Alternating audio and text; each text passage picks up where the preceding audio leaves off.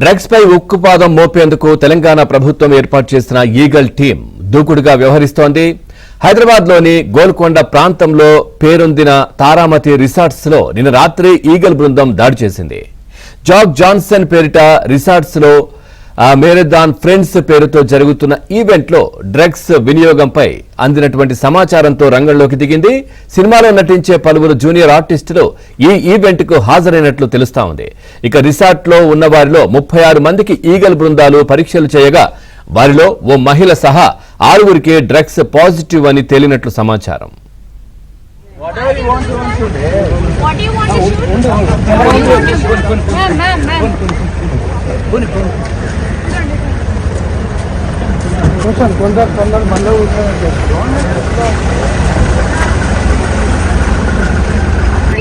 Whatever you want to today. What do you want to shoot? What do you want to shoot? Ma'am.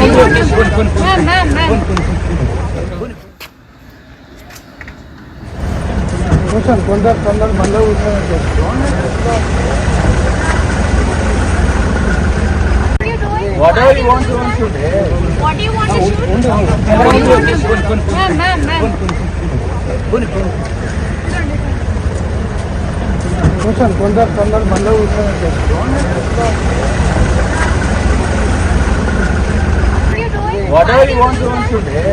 What do you drugs పై ఉక్కుపాదం మోపేందుకు తెలంగాణ ప్రభుత్వం ఏర్పాటు చేసిన eagle team దూకుడుగా వ్యవహరిస్తోంది. హైదరాబాద్ లోని గోల్కొండ ప్రాంతంలో పేరొందిన తారామతి రిసార్ట్స్ లో నిన్న రాత్రి ఈగల్ బృందం దాడి చేసింది.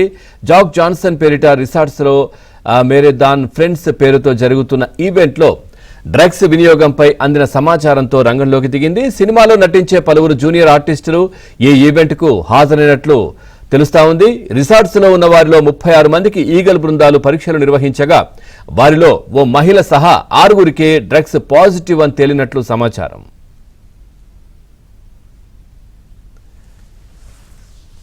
రైట్, ఇదే విషయానికి సంబంధించి మరింత సమాచారాన్ని మా క్రైమ్ కరెస్పాండెంట్ మణికంఠ లైవ్ లో అందిస్తారు. మణికంఠ, పూర్తి డీటెయిల్స్ ఏంటి?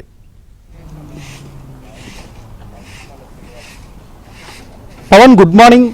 గోల్కొండ తారామతి బారామతి రిసార్ట్లో నిన్న ఈగల్ టీం అధికారులు సుమారు రాత్రి 11 గంటల సమయంలో ఏకకాలంలో ఆకస్మిక తనిఖీలు అయితే చేపట్టారు. నిన్న మోర్ దెన్ ఫ్రెండ్స్ అనే పేరు ఈవెంట్తో ఇక్కడ డ్రగ్స్ పార్టీ నిర్వహిస్తున్నట్లు ఈగల్ ఫోర్స్ అధికారులకు అలాగే స్థానిక ఎస్ఓటీ పోలీసులకు సమాచారం రావడంతో హుటాహుటిన ఈ సంఘటనా స్థలానికి వచ్చి ఆకస్మిక తనిఖీలు అయితే చేపట్టారు. అనుమానితుల్ని సుమారుగా 36 మంది అనుమానితులను తీసుకుని వాళ్ళకి డ్రగ్ పరీక్షలు నిర్వహించగా 6గురికి అయితే పాజిటివ్ వచ్చింది. సో 6గురిలో ఒక మహిళతో పాటు మరొక 5గురు పురుషులు ఉన్నట్లుగా కూడా తెలుస్తుంది. అయితే నిన్న ఈవెంట్ జరుగుతున్న సమయంలో సుమారుగా 600 నుంచి 800 మంది ఇక్కడ ఈవెంట్లో పాల్గొంటున్నట్లుగా తెలుస్తుంది. అయితే ఆ సమయంలో పోలీసులు వచ్చిన సమయంలో ఒక్కసారిగా వాళ్ళు భయోందోళనకి గురై దాంతో వాళ్ళంతా కూడా ఎక్కడికక్కడ పరుగులు తీసిన సిచ్యువేషన్ కూడా కనిపిస్తుంది. అదే సమయంలో ఈగల్ అధికారులకు కేవలం 200 మంది మాత్రమే పట్టుబడినట్లుగా కూడా తెలుస్తుంది. అయితే ఈ డ్రగ్స్ ఇక్కడ సుమారుగా అంటే అటు బాలీవుడ్ కావచ్చు, టాలీవుడ్ కావచ్చు, ఈ 2 సినీ వర్గాలకు సంబంధించిన జూనియర్ ఆర్టిస్టులతో పాటు సినీ ప్రముఖులు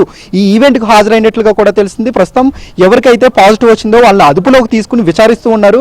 అయితే ఇక్కడ నిన్న ఈవెంట్ నిర్వహించడం కోసం స్థానికంగా పోలీసులకైతే ఒక అప్లికేషన్ కూడా పెట్టుకున్నారు సంస్థ నిర్వాహకుడు చంద్ర అనే వ్యక్తి. అయితే పోలీసులు పరిశీలనలో ఉండగానే ఎలాంటి అనుమతులు లేకుండా ఇక్కడ ఈవెంట్ని నిర్వహించినట్లుగా ప్రస్తుతం ఈగల్ అధికారులు అయితే గుర్తించారు. కేవలం ఎక్సైజ్ డిపార్ట్మెంట్ నుంచి మాత్రం లిక్కర్ సరఫరా చేస్తామంటూ కూడా ఒక అప్లికేషన్ అయితే దరఖాస్తు చేసుకున్నారు. దానికి అనుమతులు అయితే వచ్చాయి, కానీ స్థానికంగా ఉండే గోల్కొండ పోలీసుల నుంచి ఈ ఈవెంట్కి సంబంధించి ఎలాంటి అనుమతులు లేకుండానే ఈ ఈవెంట్ను నిర్వహిస్తున్నారన్న పక్కా ఇన్ఫర్మేషన్ రావడంతో కూడా ఈగల్ అధికారులు ఈ దాడి చేసినట్లుగా కూడా తెలిసింది. ప్రస్తుతం నిందితుల్ని అదుపులోకి తీసుకుని వాళ్ళు విచారిస్తూ ఉన్నారు. అసలు ఈ డ్రగ్స్ ఎవరు సరఫరా చేశారు, ఎంత మొత్తంలో సరఫరా చేశారు, అసలు ఈ ఈవెంట్కి ఎలాంటి అనుమతులు ఉన్నాయనే దానిపై కూడా పూర్తి స్థాయిలో దర్యాప్తు చేస్తూ ఉన్నారు. మరోవైపు ఈ ఈవెంట్కి సంబంధించిన నిర్వాహకుడు చంద్రన్ కూడా పోలీసులు అరెస్ట్ చేసి అదుపులోకి తీసుకున్నారు. అతనిపై కూడా ఎన్డీపీఎస్ యాక్ట్ నమోదు చేసినట్లుగా కూడా తెలిసింది. అయితే ఈ డ్రగ్స్ పట్టుబడ్డ 6గురిలో ఒక మహిళతో పాటు 5గురు పురుషులు ఉన్నారు. వీళ్ళంతా కూడా ఉత్తరాది రాష్ట్రాలకు సంబంధించిన వ్యక్తులుగా కూడా తెలుస్తుంది. ప్రస్తుతం వారందరికీ కూడా